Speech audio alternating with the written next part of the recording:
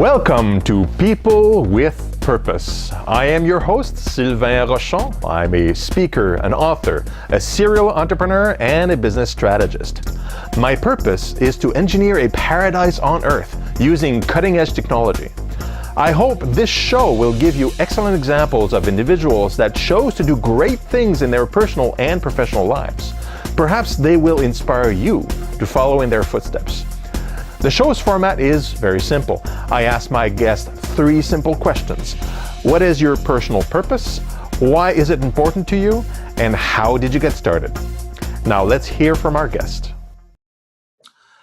Hello, everybody. Welcome to People with Purpose. I am today with Charles M. Johnston, MD. He's a person I met at the World Futures 2018 conference in Chicago. Was last month, I think, or in July, I believe.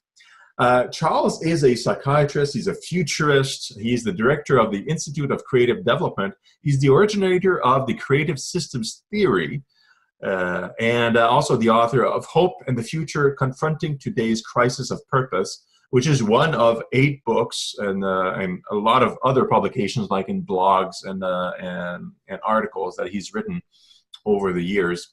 Over 30 years, I believe, of practice in psychiatry. Hello, Charles. Hello. Good to see you. Nice to see you. Now, you know what the idea of this recording is, of the show. It is about telling us what is your life purpose. What do you think is your purpose in your life? So that's where we dive in. That is the question. You know, it's an interesting question, because I'm aware for me that it loops back on itself, and it's almost tautological, because I mean, to me, my life purpose is purpose. It's like in an ongoing way, I want to be asking myself what really most matters to me and shape my life from it. And that may seem like a terribly abstract response to your question, but I'm aware as a psychiatrist, if someone asks me, you know, how do you approach that? What's your philosophy as a psychiatrist? And I've said, you know, it really comes down to that. And this is what I always say. I'm interested in helping each person understand what most matters to them and somehow uniquely shape their life as an expression of that most matters to them. So it really is a question that loops back on itself as far as purpose. I think I'm somebody probably to a fairly remarkable degree who's done that with commitment through my whole life. My life doesn't look a lot like most people's lives. Mm-hmm. You know, I think a kind of aspect of that question, though, is probably where we want to go more here. And we were talking a little bit earlier before on camera about contribution and things like that. And I think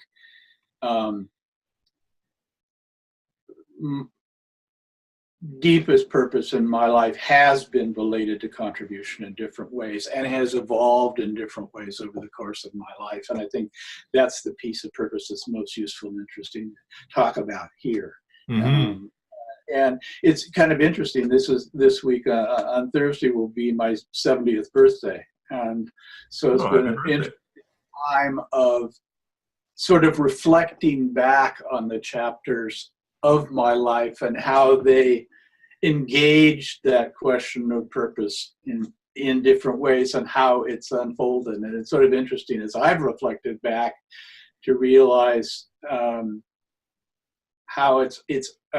my life has actually sort of been a series of surprises at each chapter that mm-hmm. expanded my relationship to my felt sense of substance and purpose in whatever I was doing. And, like a journey of self-discovery over the years.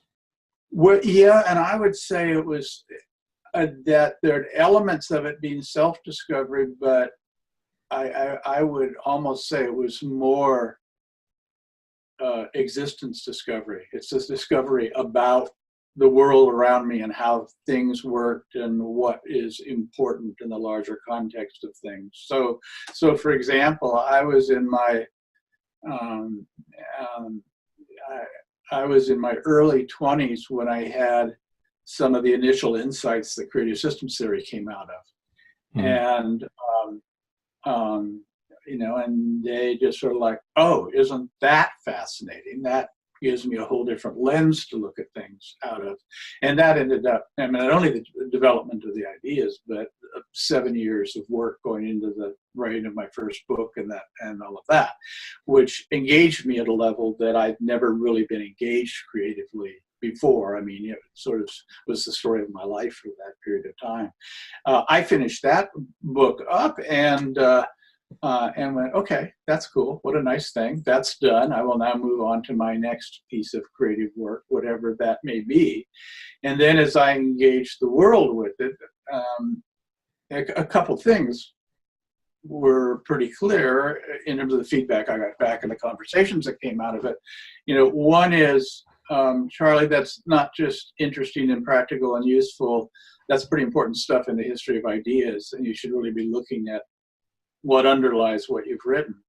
The other piece that really was a surprise that defined the next chapter of my life was I found greatest interest in creative systems theory in terms of what it said about history and how we got here and how human intelligence works. And I mean, there's a lot we could go into there. But what I was really struck by is that it also gave me a lens for understanding the times we live in and the nature of the challenges ahead for us as a species. And that hadn't even really been where I'd put my larger attention, and wasn't even what interested me that much in the process of writing the book. Anyway, make a long story short, it was out of that this Institute for Creative Development came into being. It was like, basically, we just brought the best people we could locally, but also from around the world, around a lot of stuff, to say, okay, how do we understand the times we live in? What are the most important questions? What are the kinds of skills and capacities as human beings we need to effectively deal with those questions? And so that started that whole different chapter of my life, of me sort of being a cultural psychiatrist and saying, okay, so I need to sort of, I'm, you know, sort of a developmental psychologist for the psyche of culture, in which, okay, how do we understand the times we live in? What is the maturity of values, maturity of ways of understanding that we need? The concept of cultural maturity that book is about came out of that body of work. And I think what I was most struck by in that, really, as we brought together exceptional people to grapple with the hardest questions we could come up with to deal with, you know, the thing that came back over and over and over again is that the future is really requiring some skills and capacities that are fundamentally new for us as a species. And, you know, there really is a kind of growing up in terms of the values we hold and how we think that's critical. You know, name the question, those capacities are needed. And strikingly, they are capacities that as a human being we've not been capable of prior to now. And what I do in my writing, I say, you know, if that were the only observation I was making, I would say, hey, we're doomed. We're in trouble because it's too much of a leap to do those things. But the piece that creative systems theory throws into it is to say, no, actually, those are developmentally timely capacities that when you take some time to learn about them, you know, it's that they just seem, they're common sense, they're obvious. It's just sort of a new level of common sense. It's the kind of common sense we haven't been able to do before. I mean, something as simple as notice that the defining narrative of the modern age was a heroic romantic narrative. And an inherent part of that heroic romantic narrative is that if you encounter limits, the job is to transcend them, whether it's to heroically fight through it or romantically find the person who's going to complete you and make you love for the rest of your life. Okay. Guess what? In so many areas, we are confronting situations where there are limits that are real limits. I mean, environmental limits and climate change, if we can't admit that there are some things one cannot do, the limits one cannot transcend, we're not going to continue to exist on the planet. Mm-hmm. And you can, and that's not a complicated notion. I mean, you just sort of look at it and you go, yup. Guess what? There's some things you can't control. There's certain things that you can't do. There are real limits in life. And notice that that is one of the main things we learn as individuals in the second half of life. If we take on the developmental tasks of the second half of life, what's part of wisdom? I mean, we use that word, but not in an idealistic way, but just in a nitty-gritty second half of life. What do we learn about? Well, we learn about limits, and in the process, we become wiser. Mm-hmm. So that's only one of those capacities. I can list 9 or 10 of those capacities that we can practice and learn, that they really are a new chapter. So when I use the word cultural maturity, that's what I'm talking about. I'm saying, no, there is a fundamentally new chapter, a kind of growing up in the values and literally how we think, how we do our cognitive processes. Mm-hmm. There's a formal term within creative system theory called integrative meta-perspective. It's the ability to hold larger systemic processes and, in a systemic way. And when you do, you recognize that, well, guess what? Any living system has limits as an inherent part of it, okay? And the human cognitive processes inherently split things into polarities and create all kinds of crazy beliefs, which happen to have been necessary to get us where we are as a species. But if we think, in polar terms, like needing a belief that says there are chosen people and then there's evil others out there, which is what we've needed to have a sense of social identity over the last 2,000 years in different ways. Okay,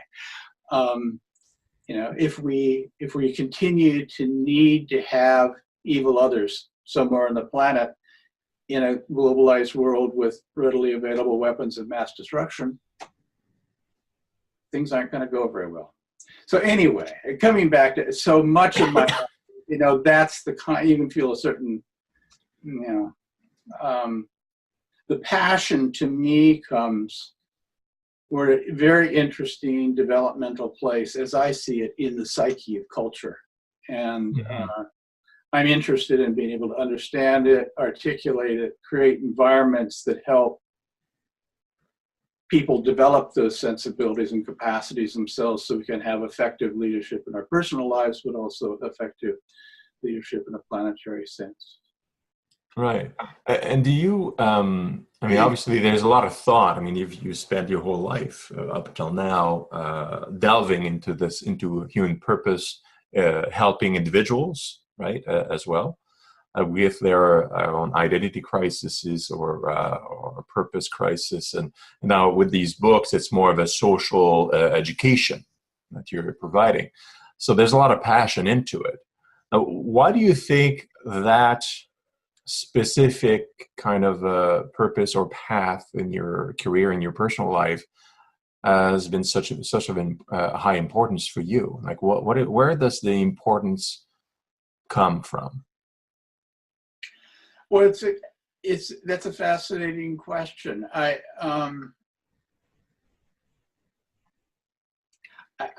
think I could give a kind of glib answer, and then I could come back to some stuff we were talking about before.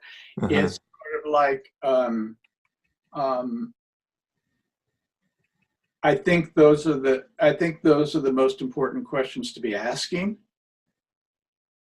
So if I'm taking on the toughest stuff, the stuff that's the imperatives. I know my first book was called The Creative Imperative. I mean, that is the creative imperative in our time, to begin to get our minds around more mature ways of being in the world so that we can have a future in some way. I just don't know anything that's any more important than that. So does that mean, like, sorry to interject, but that you're interested in the highly important questions that are all actually also hard to solve? Yeah. And you got interested in that because social importance of figuring it out, but also it's a challenge. That's what I'm hearing? Is that accurate? Well, your question is really interesting. I'm going to come back to a little bit we talked about before the camera started rolling here. Sure. And one is that I mentioned that I grew up with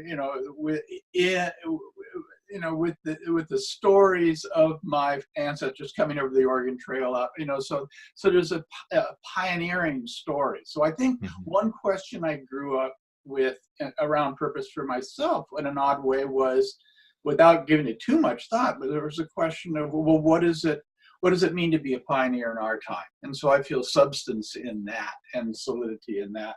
There's actually a parallel story that is almost the same question, but most people don't think of it that way. I also grew up in a family of pretty exceptional artists, musicians, and sculptors primarily.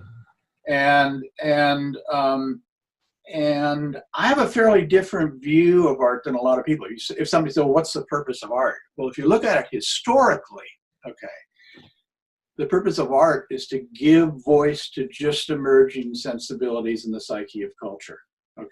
You get the first glimmer of new things getting born within the system, which is civilization or culture, in its art, whether it's cave paintings in France, or the beginnings of the Renaissance, which we saw in art before we saw it in political structures or social structures, or the thinking of Descartes and Newton 150, 200 years later.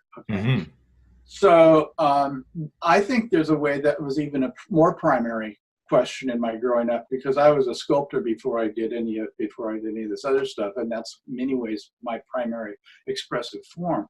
And so there's a parallel to the pioneer question was, what does it mean to be an artist in our time? And I think that even more deeply drives me, because I was originally a sculptor, and I stopped sculpting because I really realized, because of the times we live in, I realized if I lived in Olympian Greece or Renaissance Italy, that being a sculptor would be a very powerful language, and one that people would understand as a language. So it made sense to do. And at some level I'm going to be a very, very frustrated person if that's the language I want to use, because it's not understood in our time. And, perhaps you became a different kind of artist. So I still think of myself as a sculptor. I mean, my editor says, you don't write books, you sculpt books. And I think there's gifts and curses in that, I assure you. She says, no, that's not how we say it in English. Oh, I get it. You were sculpting that sentence ago. You can tell by reading the book, though, I can't tell that there is a lot of thought in the structure, and it takes you a while to write one. Because there's actually significant effort in every paragraph in using the right words and using the right structure and the referencing, and it's quite a work of art. Giving you that, I don't have that amount of patience. Well, I honestly think with what I'm trying to write about, and it's a huge challenge to do the writing, because we're sort of in new territory of not just the values, but literally the thinking processes that we have to bring to things, that making it work as writing is really, really difficult. So I think it takes that kind of care for people not to misinterpret what I'm writing, to assume I'm saying something different than what I am saying. So. Yes, that is the challenge in the topic that you're tackling, versus mine, which is mostly more like a standard futurist forecasting, which is very identifiable with what we're living today, what we see. So there's very little chance people will misunderstand what I'm saying, much less, actually. Right. And one thing I've learned, and it's one of the things that's taught me some about the importance of what I'm trying to say, is that most people initially will confuse what I'm saying with something else. Yeah. And it's by definition, if we use, I use the metaphor of crayons in a box to talk about the systemic complexity we have to bring to things, and whether it's political left and political right, or whether it's science and spirit, or men and women, or whatever, those are like crayons in the box, and they're part of the larger complexity we have to hold. But 90% of the time, people are going to run to one of those crayons is what the truth is. And so people will either confuse what I'm saying with a crayon they like until they find out that, in fact, I'm challenging them as much as I'm challenging anybody else. Or they'll do just the opposite. They'll say, oh, he's that crayon that I don't like. And so, and that's been one of the great learnings for me early on, because it's sort of like the insight that got creative systems theory happening in the first place was a fully systemic insight. But it took me a long time to realize the full significance of how I was seeing things and its radical application to things. So now I'm able to do things like I basically take, any time a major issue gets polarized on the social political scene, whether it's immigration or gender things or healthcare reform or whatever, I basically just assume the moment it gets paralyzed that we've got multiple ideological views in the situation, not only none of which can actually address the issue, but in fact, the moment you're caught in polarized ideology, by definition, the right question's not being asked yet. So the moment one of those comes on the scene, I'll say, okay, here's the crayons, and here's the question that's not being asked. And it's a really quite obvious question. It just scares the shit out of us to look at. Let's actually articulate it. Let's look at it, and let's begin to deal with it. Because if we can't do that, then we're just really kidding ourselves. Right. So I'm able to do that now, but I wasn't able to do it when I was 25 and first began to put together creative systems theory, but it was implied in that approach. Well, let's go there, because one of the questions I ask is indeed where things come from. So you've had this insight of a full system, a creative system that took you a while to really discover fully and understanding how it was interlinked with all the different parts and so on, which is interesting on its own to have this kind of insights. But where my question is around that is like, where do you trace, if you go the farthest back as possible, perhaps before that 25-year-old man, right? Where does your life purpose initiate, like at its earliest form? Where do you think it comes from? Well, let me do that in two steps, okay? I mean, the first one would be where the systemic insight come from. Sure. That generated that particular process and that trajectory. And I can tie it pretty quickly to what we were talking about. I mean, I mentioned that I was a sculptor earlier on, and I honestly think when I recognized that I wasn't going to be a sculptor the rest of my life is almost one of the major transition points in my life. Because I mean, other pieces to other people look like transition points, like going to medical school or something like that. Why did you go to medical school? I mean, they probably asked that too. But I really, that was, I had to give up my dream. I had to let my dream die to realize I couldn't do that. And what out of that, the next thing I did was like, I started, I realized, oh, guess what? It's not sculpture that's that important to me. It's creative process that's really most important to me. So I began teaching classes in creative process. Okay. But initially it was about the creative process of sculpting, like that was that's back right. in that time. My first thought was, oh, I'm going to teach people how to sculpt. And I went, no, that's not what's important here. What's important is creative process. Okay. Teaching classes in creative process. And then this is a quick succession. It happened in just month steps, you know. Then the next step was oh, and I was putting together fascinating classes. They're totally cool. But then I realized, oh, guess what? Creative process is life process. So I'm being a psychotherapist here. And in fact, I was doing very innovative psychotherapy, but I realized, whoops, I better find out what other people have done.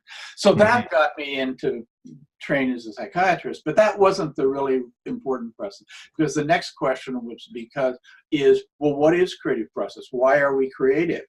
And then I realized, well, what's most fundamental about human intelligence? What makes human intelligence particular, okay, is its tool making, meaning making, generative, we could say simply creative capacity. You know, we are immensely creative beings in this fullest sense. And I go, well, how does that work? Where does that come from? And I really began to look, you know, at the different aspect of intelligence that are part of human intelligence, you know, not just rationality, but emotional intelligence, the imaginal intelligence that brings symbol and myth and all of that, the intelligence of the body. And it's like, well, how do those work? I mean, why do we have those multiple intelligences? Isn't that interesting?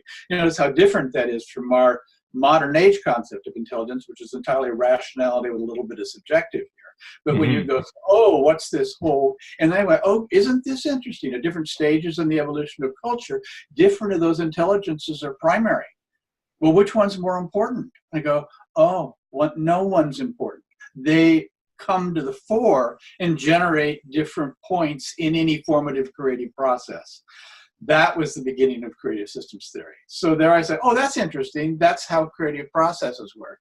And then I stepped back and I started taking classes in psychology, and I was like, oh, individual development goes through those same stages that I'm identifying in a creative process, and those different intelligences are primary. So in a little infant, guess what? Body intelligence is primary. When you're a child, imaginal intelligence is, you know, intelligence is let's pretend and play, and the symbols and images that you come. I mean, in adolescence, the emotional intelligence comes more to the fore. It's only in adulthood that you have more rational intelligence. Oh, well, that's kind of interesting. That allows me to, and so I wrote and put together new frameworks of individual developmental psychology.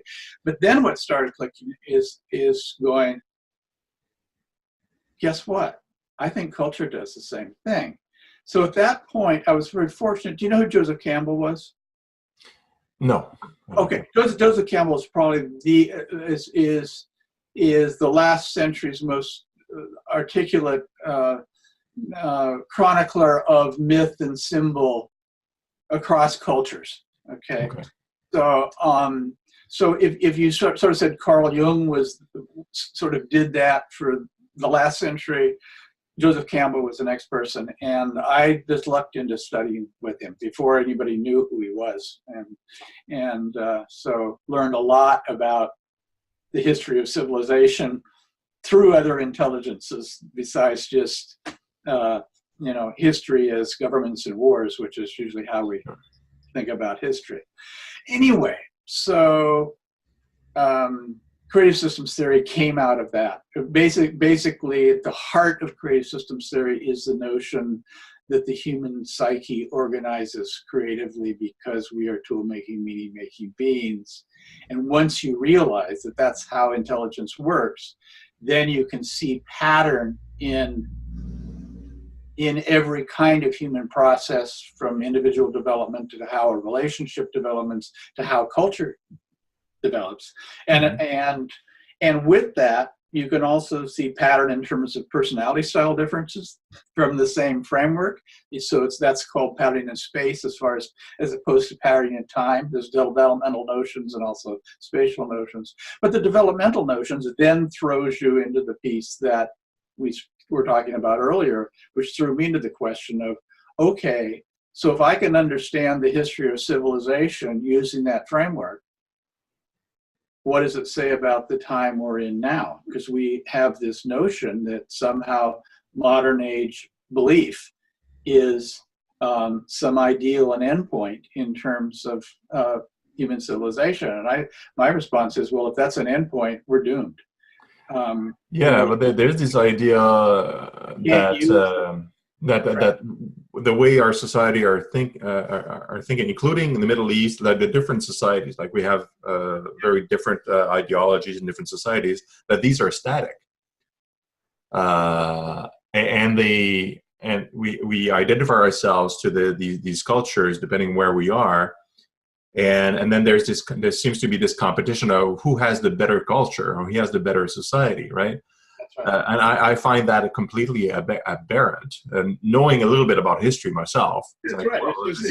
That's not what the evidence demonstrates. Yeah, this is something that flows, guys. It's not a static thing, and we can build a better, improved culture, society intentionally as well. I mean, there's and most consciousness can be put into the mix. People who can recognize, and many people don't see that cultures change at all and grow and change, like talk about static.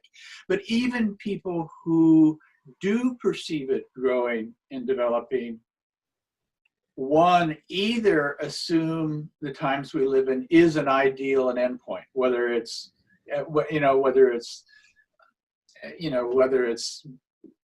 formal democratic governance as we have it right now, whether it's modern education as we have it right now, whether it's contemporary concepts of science or religion, we see it as an ideal and endpoint.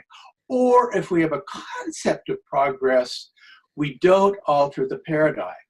It's like, so, techno-utopian notions don't get out of a modern age frame at all. It's just an extension of the industrial age model of how the brain works and what's going to save us is the next technology.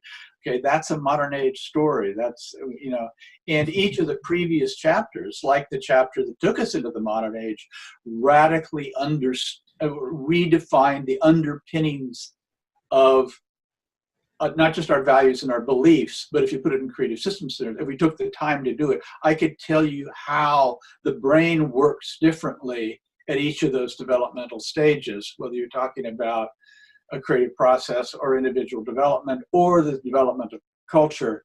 It's like literally the cognitive structures work differently and they reorganize at those transition points. Well, my argument is that we're in another one of those transition points where we have to have a fundamental reorganization. And that, so that's what the concept of cultural maturity is about, is the nature of that reorganization, the nature of that ability to hold things in a larger, more sophisticated, more grown-up way, more mature way in our time that we need to for going forward. And within a creative systems frame, it's like it's predicted. It's not like that's some idealistic kind of thing. It's like, just like stages in our individual, there's certain developmental challenges we face at certain points, and where there's certain developmental challenges we're facing right now. Well, here's a question to this point. When you're referring to the cultural maturity, is today's transition, does today's transition also include in your mind the our developing our ability to identify that we are in a transition and that society is constantly changing? Because I don't think that was a very high realization in the past, probably because cultures were microcultures in specific locales. But right now, I think part of it is to identify and really realize as a global society that we are evolving and how that works, kind of figuring out the nuts and bolts of it all. What do you think? I would say what you just said is absolutely on target at a level that most folks don't get. I would say, our previous notions of culture have been static, been static or some aspect of change, but we were at the end of it. The whole idea that you step back and that culture is something that changes. And notice that it's not just culture we've thought about, had a hard time thinking about that way. The whole concept of developmental psychology that we now take for granted didn't exist 50 years ago. That's and you still talk in academia about creativity, they can't wrap their head around it because it's a developmental kind of phenomena. So the ability to grasp that systems evolve and grow, requires a certain amount of integrated meta perspective to do it. So I would say, I mean, one thing that's interesting about being, we met at a conference of futurists, and I would say the ability to actually hold that role requires some of that next step. That's why simply the question of what does a futurist mindset look like is, in a sense, a culturally mature question by itself. Now, the problem is what our answers that we generally bring to it, and I would say 80% of the answers at the World Future Society are just extensions of the old answers. They don't grasp that, in fact, there's a fundamental reorganization in how we hold things that has to happen. So the techno-utopians are not only an old story, they're an incredible exaggeration of the old story to the point of ludicrousness. Entirely impractical, too. There's a concept within creative systems theory which is called transitional absurdity. It's when you take an old story and try to extend it way past its usefulness, and you end up starting to say very, very crazy things. And, we're seeing a lot that's hugely crazy that people still believe because it's, so that's techno-utopian stuff is an example of that. But you also, if you look at a lot of the futurist beliefs also, it can be, beneath the surface, it can be nothing than, fairly traditional sort of liberal humanist thinking, for example. We just all have to learn how to love each other better and it's all going to be okay. No, it's not quite that simple, That's a good thought. It's a nice thought. It's a nice thought. It's a nice thought. And it's a nice thought to fall up the other side of the political spectrum and go, well, let's make it all for number one, our country, and make those damn boundaries hard, and that'll take care of it. There's another futures image that you can have, and guess what? That doesn't quite get us there either. Yeah. And we can chuckle, but I think it's fascinating to go, ooh, I mean, it's really kind of disturbing to go, oh, pretty much our old stories don't work, period. And that means our favorite old stories, as well as the old stories we've demonized because of our particular view, whether it's, scientific, if we're religious, if we're scientific, left, if we're left, right, it's like, no, actually, we're in territory where we're having to revisit the whole notion of narrative, the whole notion of the stories we tell that create purpose. And with the subtitle of the book of mine you're reading is confronting today's crisis of purpose, and that's so kind of looping back to purpose. Notice that. To me, that taking on the question of new narrative is ultimately addressing the question of purpose, but at the level of the cultural psyche instead of the individual psyche. And I think we are in the midst of that. I told a story early on in the book which is actually it's a repeated experience for me. I as a psychiatrist, I often work with pretty young folks, and I had a guy come in who was great kid, but he just tried to hang himself, and and we had a great conversation, and I was probing into what was going on personally in his life, that he didn't want to take his life. And it was just fascinating that it was very clear to me after a while that it had almost nothing to do with him. It was literally that he couldn't see a future that he wanted to be a part of. And it was about the larger world. It was, and it was in his, by the nature of his personality style, he almost felt more connection to the cultural psyche than his own personal psyche, and it wasn't a personal issue. It was, so we ended up spending most of our sessions together talking about the kind of stuff we're talking about here, so that he could find a grounding for which he could carry his life forward.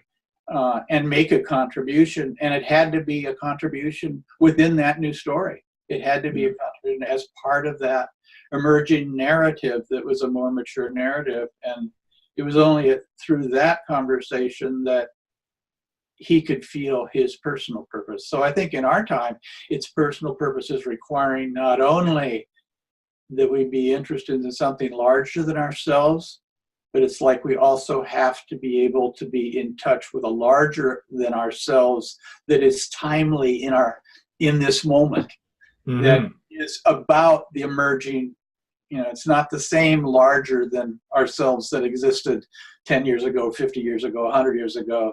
It's how do we hold this larger change process that we need to be about as human beings, and it's only through that ultimately that we feel a deep sense of purpose. Right. If I may share something personal, because it connects with Alex's story rather well. When I was, I don't know exactly, somewhere between 11 and 13-year-olds, my mother would be able to tell me exactly, but I had terrible migraines.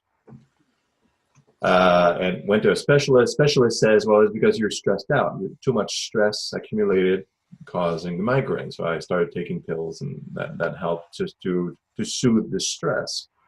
And what eventually came out of it, because I had to understand, because migraines are terrible, as you know. I mean, it's painful, right? I had to kind of figure out, I was like, okay, what's wrong with me? That was my question. There's a problem here, and it was not physical, it was psychological. And what came out of it was that I was worried about the world, something I cannot fix immediately. I mean, I'm young, I don't have access. I was living in the country to boot, so even farther away from what I perceived was the world outside of myself. And to make a long story short, over the next few years, because I'm very bullheaded, like I figured out ways to be at peace with myself through throwing myself into careers that would be solving the world's problem, like science, for example, medicine. So that's why I have degrees in biochemistry, chemical engineering. So these are all careers that are like socially accepted as fixing problems that are beyond ourselves, society's problems or people's problems, like curing cancer, whatever, right? I ended up doing something completely different a little bit later on, becoming an educator. But even then, an educator is also an influential person to try to do good. But to your point with Alex, like I could have just as well gone out taken the path that Alex decided to take. I never had a thought of suicide, personally, but I could have, because that would have been a way to relieve that pressure as well, right? And I'm fairly sure that many people today, especially the young people, because they don't have the same frameworks like we used to with religion that gave you purpose, gave you a wide, that's less present. A lot of people they find it difficult to find their overarching purpose in the world because there's fewer institutions that provide that. So you have to figure out how to do it yourself. I find that extremely interesting as a social cultural change. Yes. And the systems, especially the educational systems, are not in place to fill that void, to educate the youth to come discover it on their own when they're young. So that's something that's very much missing. And as an educator, I talk about it to other educators. So anyway, that was my little anecdote to parallel what you were saying here. Now, what I'd like to do here is, because this is all fascinating, but all good things must come to an end. What I'd like to do after this wonderful explanation of purpose and where you fit in the world, essentially, and where you identified yourself as a person that is helping others define and find their purpose in different ways. What would you tell, like if you had like one lesson you'd like to teach to the viewers here, what would you tell them as to guide them through this? Well,